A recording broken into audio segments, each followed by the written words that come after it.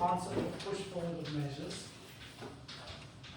I'm sure some of you will be also familiar with this because it's a general idea. Okay, but it has a lot of uses and applications in what we're going to do. So if you have two measure spaces,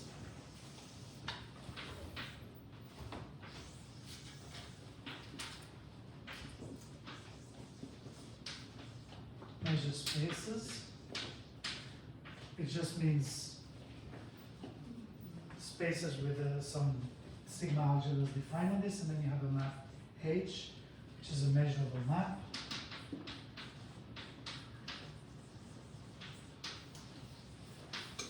Okay, so measurable, of course, means that the pre-image of measurable sets are measurable, which means that if we have a measure here, if we have a probability measure defined on the set A, on the set Y, then we can use this map to define, the other way around.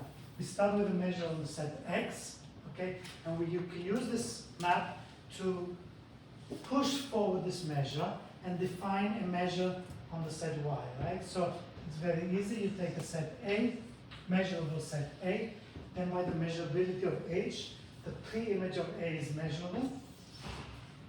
So this is H minus 1 of A, right? And then we define the measure of this set A.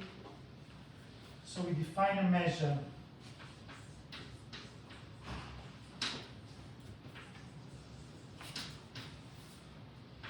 which we call H star of mu that lives on the set Y, okay? And we define it by defining the measure of the set A by definition is mu of H minus 1. Okay.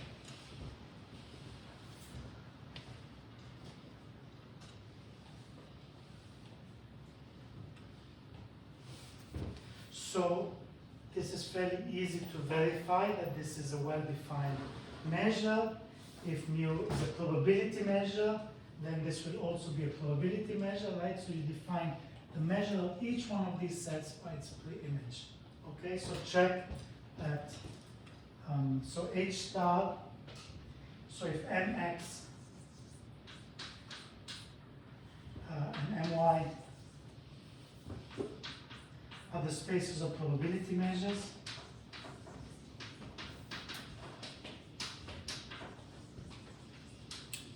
okay, then H star is a map from X. So H star is a map from the space of probability measures on X to the space of probability measures on Y. Okay, because for every probability measure, you push it forward and you define a probability measure on Y.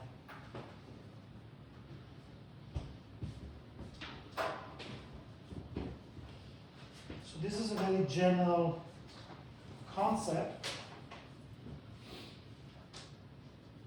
and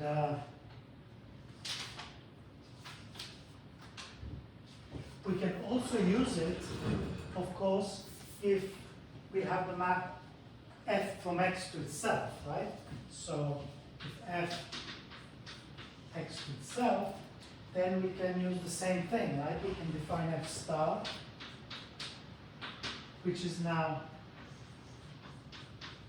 a map from the probability measures of x to itself, right? And it's the same way, right? So f star of mu of some set A is equal to mu of f minus 1 of A. Right? So this is now just within the same set x. So we have x, we have A, right? And then we have here the pre-image of A, f minus 1 of A, and we just define inside the same space. Formally, it's exactly the same. I've not assumed, notice that I do not assume that H is a bijection. Okay, I'm just assuming that H is a measurable map, and we can define this. And the same here, just assume that F is a measurable map, and then I can define this push forward operator from the space of probability measures to itself. Okay, this will be a very important operator on our space that we will use to understand some of the features of the dynamics. Example.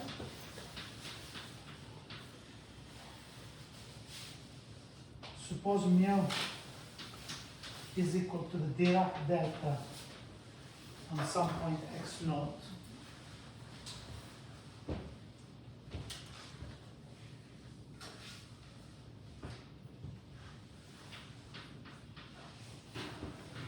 Then what is H? Sorry, F star of the Dirac delta in x naught. What measure is this?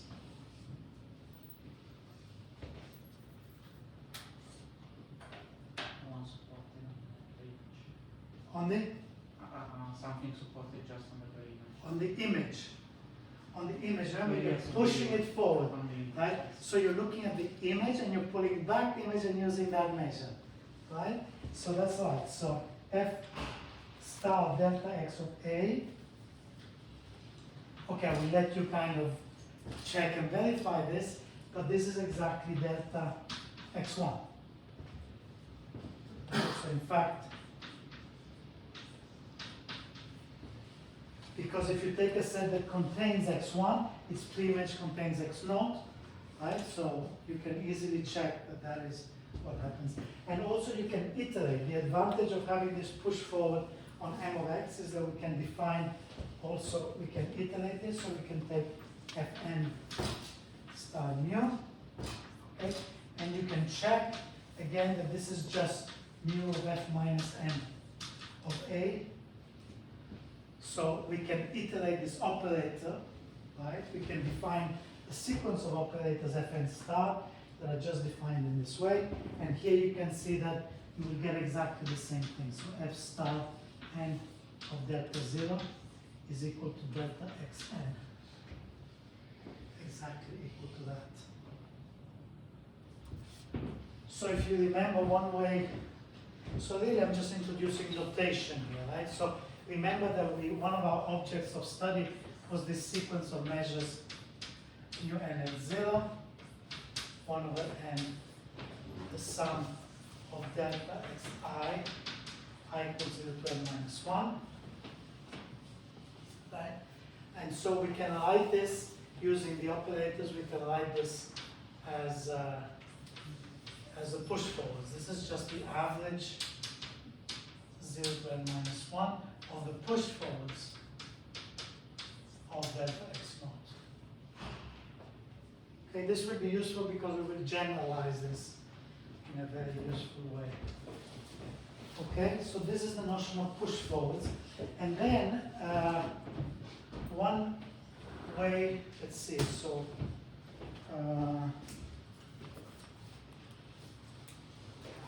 yes, so there's a few properties of push forwards which will be useful.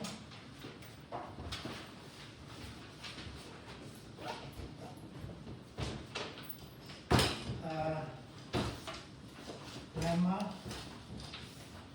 is that if f from x to x is continuous, so now we assume we're in a metric space. Almost always we can just assume for simplicity that we metric spaces, so we have the topology, we have the measure, we have it. So if the measure, if this is continuous, then the operator is also continuous. In the weak star topology, right? And both spaces. So this is also continuous.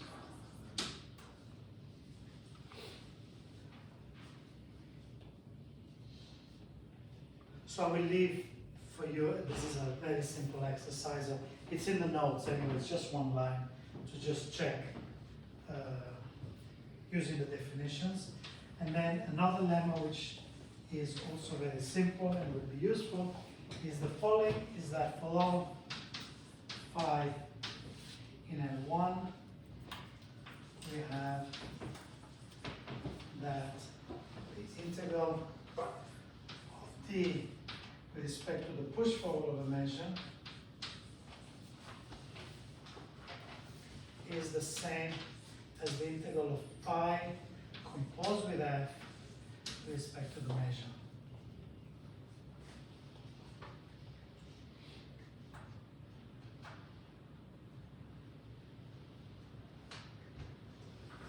So I will just write one line of this just to have a little bit of intuition for this. So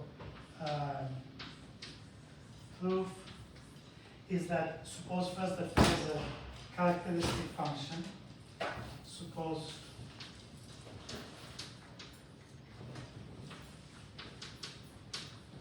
phi is a characteristic function of some set A. Right? Then it is very easy. Then what we have is that the integral of this characteristic function of A with respect to the measure f star mu. Okay, this is a characteristic function, so of course this is just the measure of the set A, f star mu, A, right? Because this is integration of characteristic function.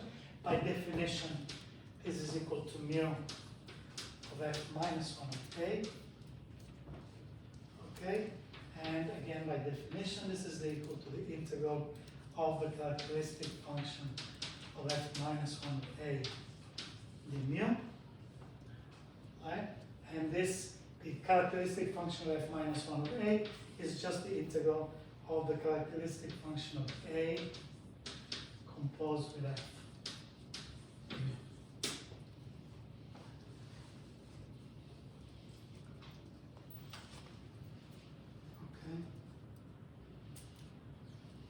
And then there is a standard in the notes, standard approximation arguments for any function in L1 you can approximate, so you really just use this,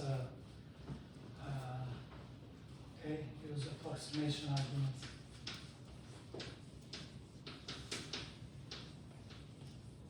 And you get it for final L1. So these are just some technical properties of the push forward which we will use at some point.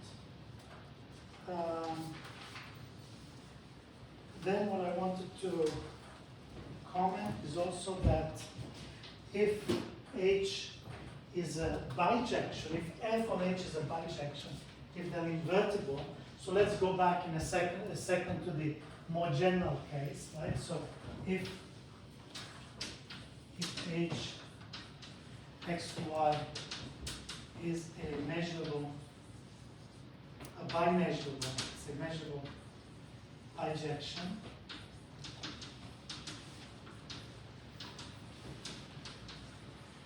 then also H star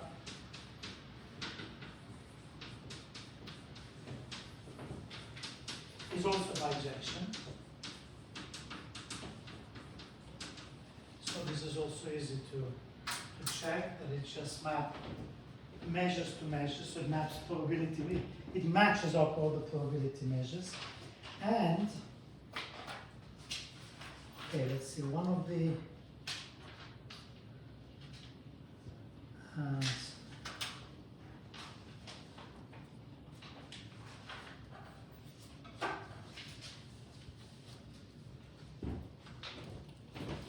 yes, so one of the concepts which I realized I introduced a little bit too quickly was the concept in which this would be interesting, which is the concept of conjugacy of two maps. So I just said it very quickly. We have a map f x to x, and a map g y to y, and H is a bijection. Okay, then you remember that I mentioned the fact that we have H is a conjugacy if it maps the orbits to orbits, and formally we say it like this. So here we have x1, which is f of x0, and then if H maps to some point H of x0, and this is y1, which is g of y0, okay? then you want to make sure that H maps this to this, right? So if H maps x naught to y naught, it should map the image of x naught to the image of y naught, okay? So that means that applying f and then h, so h composed with f, is the same as applying g.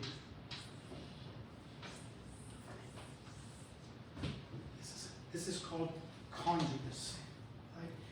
And it is an equivalence relation on the space of all maps. It's very powerful, right? It's easy to see that it's an equivalence relation because if you have another map, okay, another map Z to Z, whatever we call it here, and then you can compose, you've got H1 and H2, you can compose these bijections, you get a bijection and you can check that it will still be a conjugacy if you have a conjugacy, there.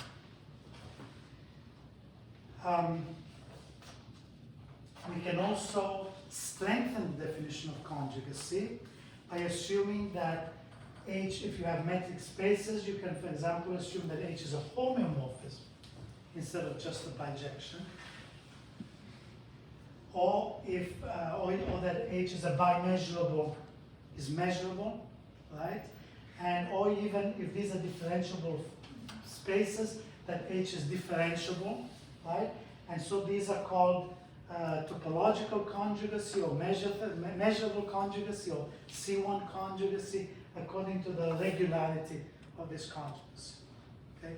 And as we shall see, depending on the regularity of the conjugacy, each one of these is an equivalence relation, right? Of various strengths. So if you assume you're in the world of metric spaces or topological spaces, and you define topological conjugacy, this is an equivalence relation on the space of all maps on topological spaces, right? So, of course, the spaces have to be homomorphic, otherwise you cannot have a homomorphism. So if you fix two spaces that are homomorphic, you can look at two dynamical systems or two maps on that space, and you can ask if they're conjugate, if there exists a bijection that satisfies this property, right? And the same with measurable space and so on. And now, sorry, sometimes I forget what I've done and what I've not done. And so, did I mention this when we talked about omega limit sets? That no, I didn't. So, one of the properties, so maybe, so, yes, let me mention a few things about these conjugacies. So it's quite easy to see just from this conjugacy that it maps the conjugacy H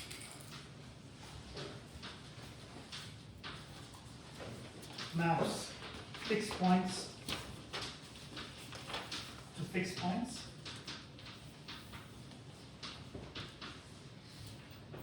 And it maps periodic points to periodic points.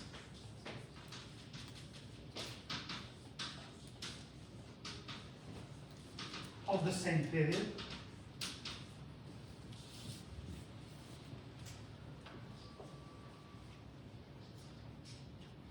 And this is as far as we can go without any additional structure, right?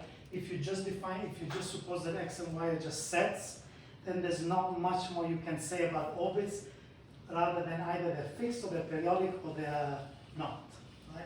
So if H is a topological conjugacy,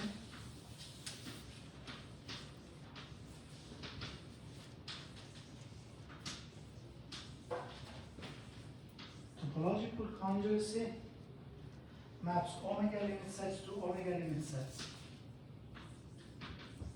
Or maps, let's say, limit sets to limit sets.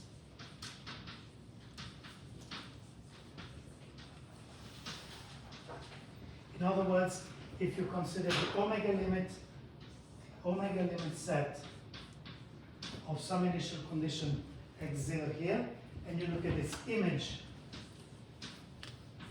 under this conjugacy, this will map exactly to the omega limit set of the image, right? So if x naught maps to y naught, then the same conjugacy will take the omega limit set wherever it is of x naught, and map it to the omega limit set of x naught. Okay? So in particular, it will preserve, for example, if a point is a attracting fixed point, remember we talked about attracting and repelling fixed point. If you have some point P that is attracting, then the conjugacy must map P to another attracting fixed point, because all the points which converge to that must be mapped to themselves by the conjugacy. So this conjugacy will preserve the fact that a point is attractive. Okay? Whereas in general, if it's a bijection, it has no reason to do that. There's no continuity. So if you have several fixed points, then as far as the conjugacy is concerned, you can map any of these fixed points to any of the other fixed points. It doesn't matter, as long as it maps fixed points to fixed points. Right? Whereas if it's a topological conjugacy, then you must map an attracting fixed point to attracting fixed points, and so on. Okay, then if we will not talk about that so much here. So in the notes, there's a whole section on conjugacies, which we're not going to do in this course, because as I said in the course, we will focus on the ergodic theory part.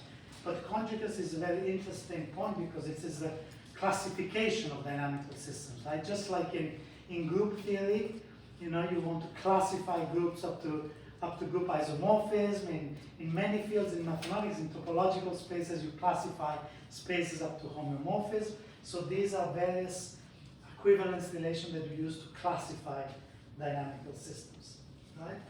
And if H is a measure, so if H is a conjugacy, so let me write.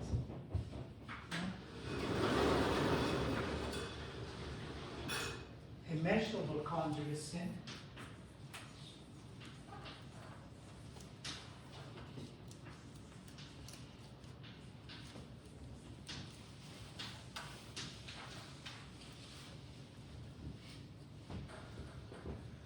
so what happens for measurable conjugacies is it's pretty much the same. So measurable conjugacies will map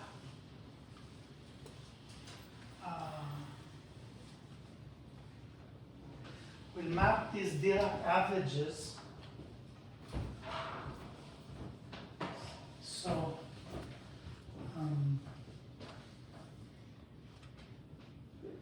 measurable conjugacy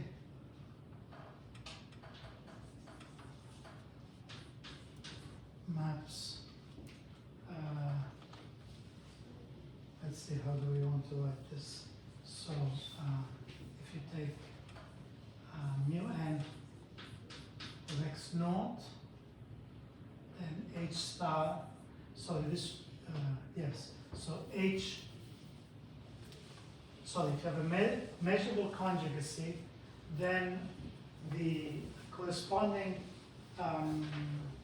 push forward operator, so if we have a measurable conjugacy h,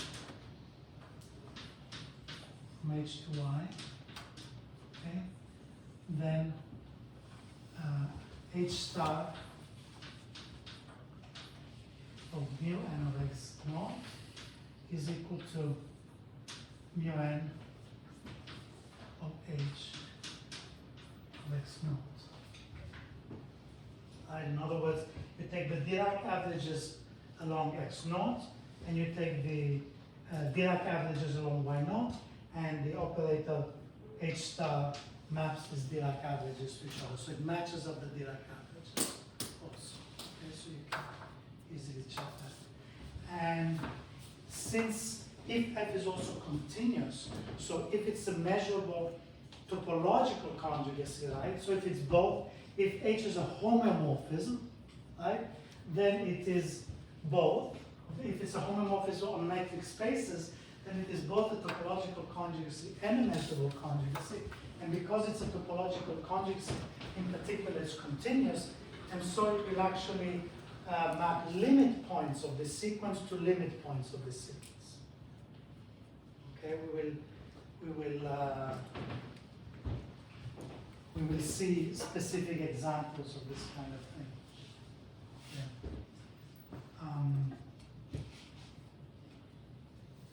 Okay, but in particular also, it maps in. So now, this was a little bit the background that I wanted to give, because if you remember last time we gave a bunch of examples of invariant measures. So let me recall here. So recall that if we have our map f from x to x, and the new probability measure is f invariant, if the measure of f minus 1 of k equals the measure of a, okay, for all measurable sets A. Now, in the language of push forward measures, how do we translate this in the language of push forward measures? Can you see this? What's the property? You have a measure. So remember what the push forward means. So you recall also that the push forward f star of mu of A is equal to mu of f minus 1 of A.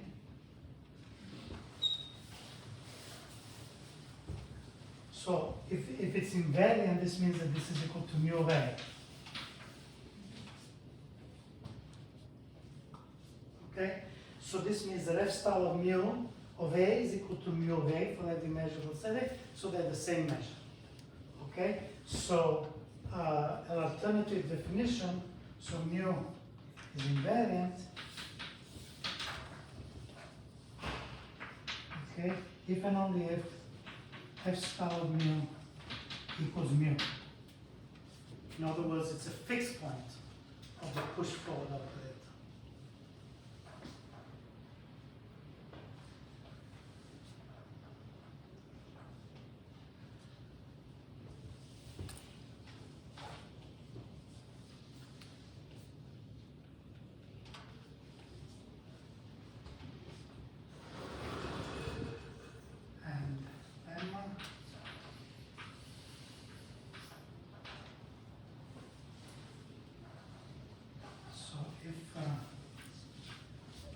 H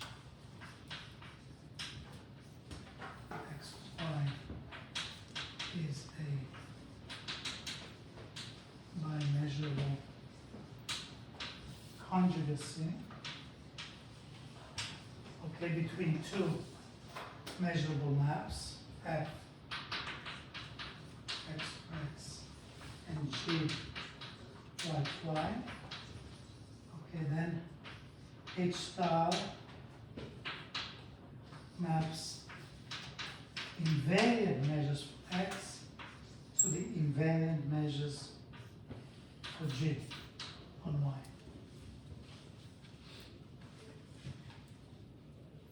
So these are two separate points. I'm giving a kind of list.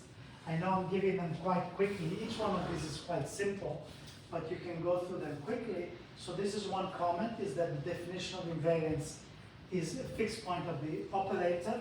And another comment is that, which kind of builds on this one here, is that if you have a measurable conjugacy, right, then it actually maps invariant measures to invariant measures. So H star is a map from the space of probability measures on X to the space of probability measures of Y.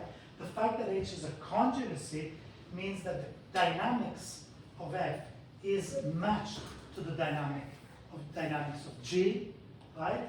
And what this implies is that all the measures that are invariant by F, you take the space of all measures that are invariant by F, and you take the space of all measures that are invariant by G, right?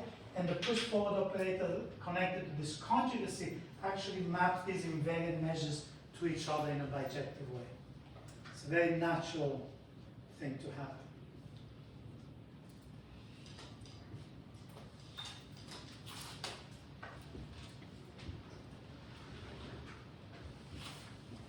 Any questions?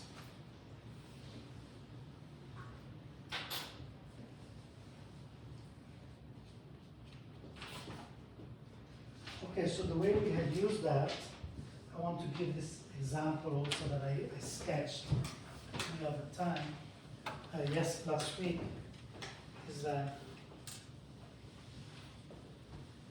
particular example of conjugacy is that we have these two maps. So we have a map f of x, so we have f from -2 to itself, and this is defined by f of x equals x squared minus 2. We have the map g from 0, 1 to itself, defined by g. So this is, well, I will just draw this picture, it's easier, so this here.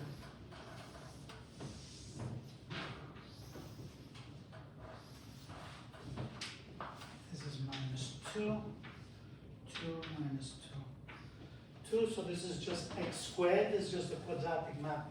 X squared minus 2 means that it does exactly this.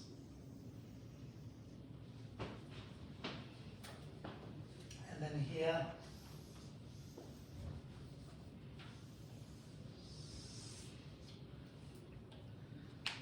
define a map on 0, 1. This is 1/2. 0, 1/2. And we define it like this. These are just constant slope here. This is sometimes called the tent map.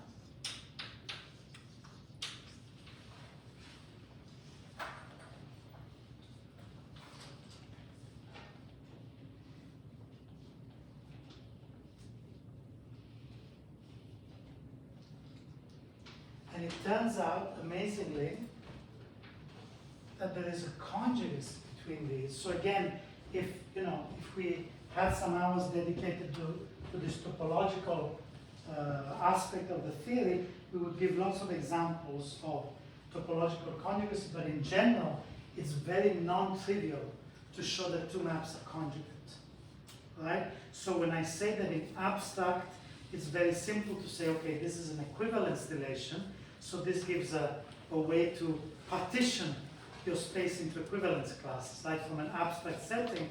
However, the main reason to use these notions of conjugacy is to prove dynamics about one system when you know the dynamics of another system, right? So sometimes you have this situation where one of the ways in which you study one system is to prove that it's conjugate to a system that you understand, right? And then the system you understand, you can transfer, depending whether it's topological conjugacy or measurable conjugacy or differentiable conjugacy, you can transfer information, right? Because like the limit sets of these measures.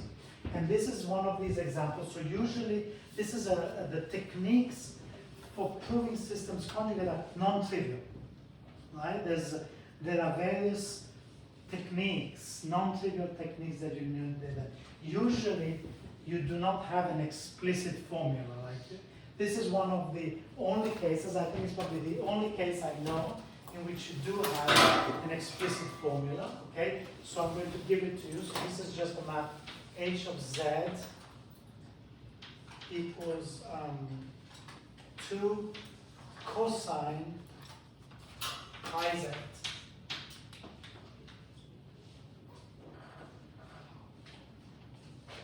So this goes from z equals -2, right? Which gives -2 pi. So let's see, let's check. Sorry, this is, yes, 2 cos pi z. So what does this map look like? So this is from, maybe it should be the other way around. Sorry. This is goes the other way around. Okay, from here to here. So z goes from 0 to 1, right? So this is a map from 0, 1, from 0, 1 to -2, 2. Right? So when z is equal to 0, this is cos 0, which is 1, so it gives 2, right? And then you can see that it's going to look like this. Yeah, this is just cosine. So, I'm not going to, so in the notes you can check. So to show that it's conjugacy, you need to look up or remember some trigonometric identities, which nobody ever remember, but you just plug in, you just directly check the conjugacy equation, like you take H of F equals F composed with H and so on, and you check that they actually give the same thing. And what kind of conjugacy is this? What is the regularity of this conjugacy? So, singularly. Yes, it's a very, very regular conjugacy, right? It's a diffeomorphism on the open interval 0, 1, right? It does not really extend to the endpoints because the derivative is 0. This is a small observation, but it actually turns out to be important. So, because for example, one of the things I didn't mention is that when the diffeomorphism is differentiable, for example, it's a C1, then what it preserves is the derivatives at periodic points. So it also preserves some information about the derivatives, okay? This is not going to be so important for us at the moment, but the interesting thing here is that this conjugacy, so this map, this tent map, is not 10x mod 1, but it's very similar, right? It's piecewise affine. And so it turns out that we can say lots of things about this map. It's quite easy. It's a bit like 2x mod 1. Even though the two branches, one is orientation preserving, one is orientation reversing, but essentially for this map, it's quite easy to see that it has a dense set of periodic points. It has lots of dense orbits. So I'm not giving this as an exercise. This is just a small diversion that we're doing. Okay? But just to give an idea of how you usually use the conjugacy. So for this map, it's fairly easy to prove a lot of things. And for this map, it's not, because here you have zero derivative, and it turns out that it's much more complicated. But using the conjugacy, you can prove some things. You can prove, for example, that something about the derivative at the periodic points. It does not. The reason I made that comment about the fact that this diffeomorphism does not extend to the endpoints is because here you have a fixed point at 0, which maps to this fixed point here, right? And the derivatives at these two fixed points are not the same, okay? But this does not contradict the fact that diffeomorphism map, because this is not a diffeomorphism at the endpoints, okay? So that's why the derivatives are allowed to be different. But if you take this fixed point, so there's an interior fixed point here, and there is an interior fixed point here, okay? And these will have the same norm, at least. Here will be -2, and here it's also -2 actually. So we'll have exactly the same derivative. If you calculate this fixed point, you will see that it will have exactly the same derivative of this fixed point. But most importantly, Lebesgue measure is invariant for this, for our purposes, right? How do we know that Lebesgue measure is invariant for this? This is easy, like we did on all the other cases, right? You can see that if you take a set A, then it will have two pre-images, one here and one here, right? And because the derivative here is +2, the derivative here is -2, each one of these will be exactly half the length here, and so you can check that the Lebesgue measure is invariant, right? And that means that we can push forward the Lebesgue measure to this, right? Because this is a conjugacy. So it's a bimeasurable conjugacy. It is a bijection, and so the push forward operator maps invariant measures to invariant measures, which means that the image of Lebesgue will be invariant for this, right? So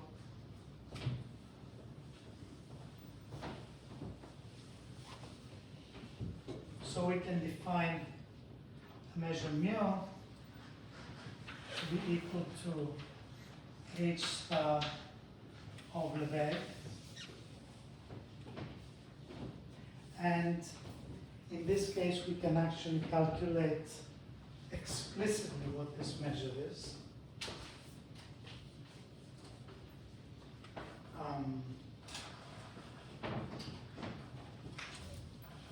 So of some set A. So we take some set A here. We want to measure this set A, right? So the measure of that set by the push forward of Lebesgue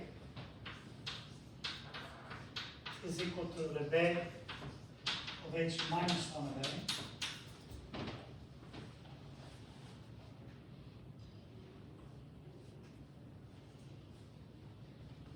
This is equal to the integral of A of H minus 1 derivative prime of x, right? So this is a differentiable, so you just take the derivative of the inverse, right, by dx.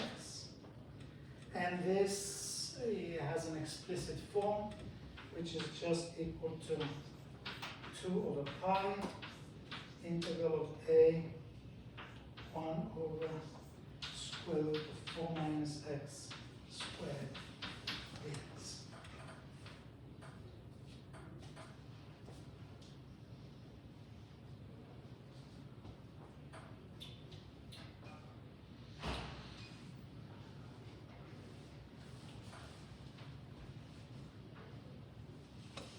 So this is just a normalizing factor to make it a probability measure, but so you can see that this is a measure that is equivalent to Lebesgue.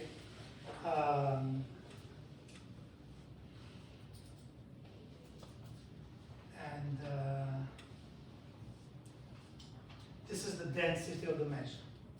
Right? It's a measure that is equivalent to Lebesgue, that has this is the density with respect to Lebesgue. And so we have a very explicit formula for this very measure.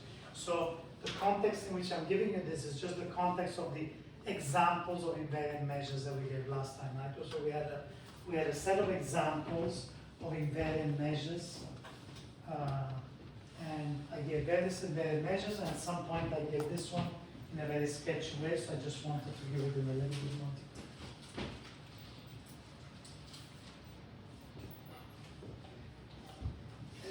As you can imagine, it would not be easy to find this invariant measure in that case, right? In this particular case, if you did not use this explicit conjugacy that we know we have with this.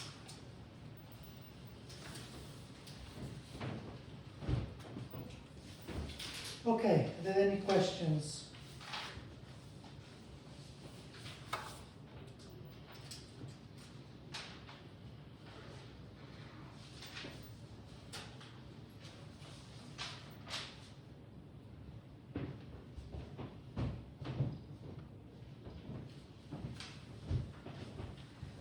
Before we start, today we're going to actually look at really what are the properties of invariant measures. Before that, I will just spend 5 more minutes to give some notation. Let's say MF of X is equal to the space of F invariant measures, F invariant probability measures.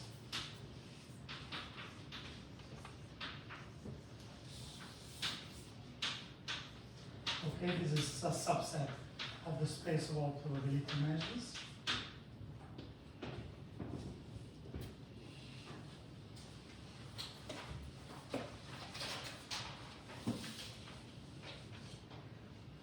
Two general lemmas. One is that M of M is convex. I think I mentioned it already last time. Right? This is easy to check. In other words, if mu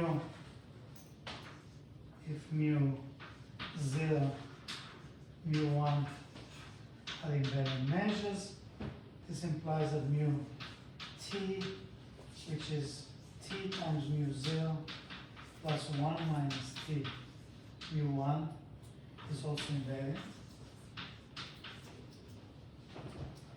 So convex combination of invariant measures is invariant.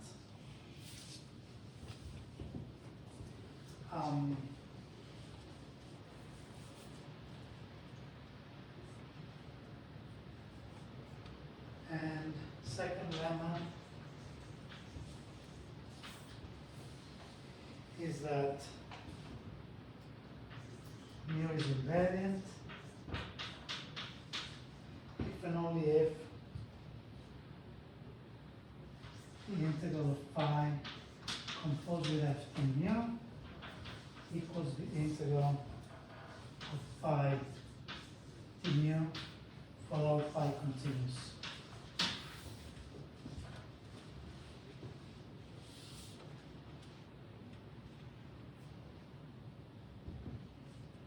Okay, and this is basically a consequence of the lemma that I wrote before. At least one direction of is a consequence of the lemma that I wrote before, that phi composed with f d mu is equal to phi d f star mu, right? Because in this case, f star mu is f mu. Maybe let me just say just a few words. So in this direction, the proof in this direction is simple. Is because if you remember the integral of phi f d mu is equal to the integral of phi d f star mu by the lemma that I wrote earlier, right? And by the invariance, using the fact that it's invariant, d f star mu is equal. So this is just the mu.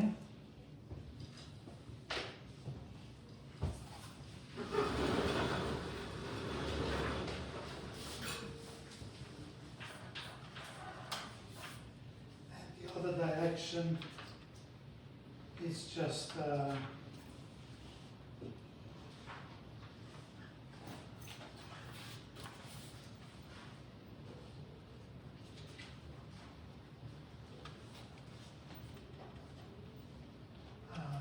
let's see which direction we're going then here.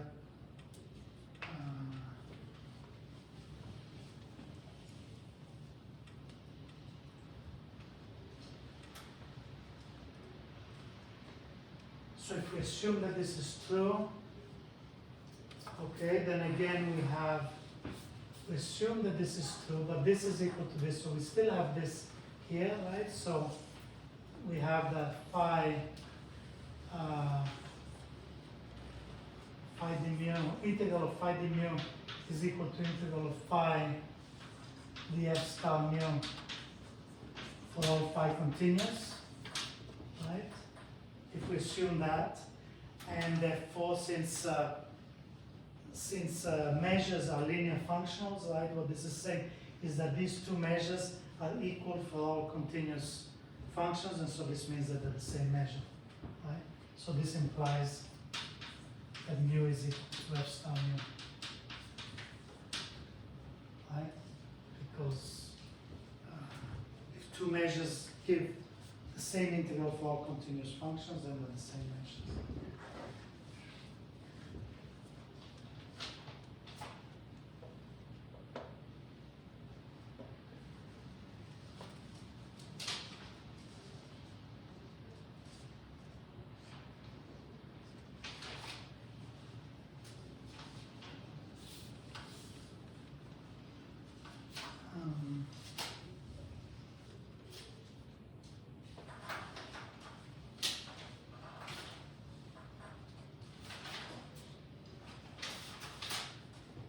Okay, I think maybe it's a good time to take a 10-minute break now. Okay, so we'll start again in 10 minutes.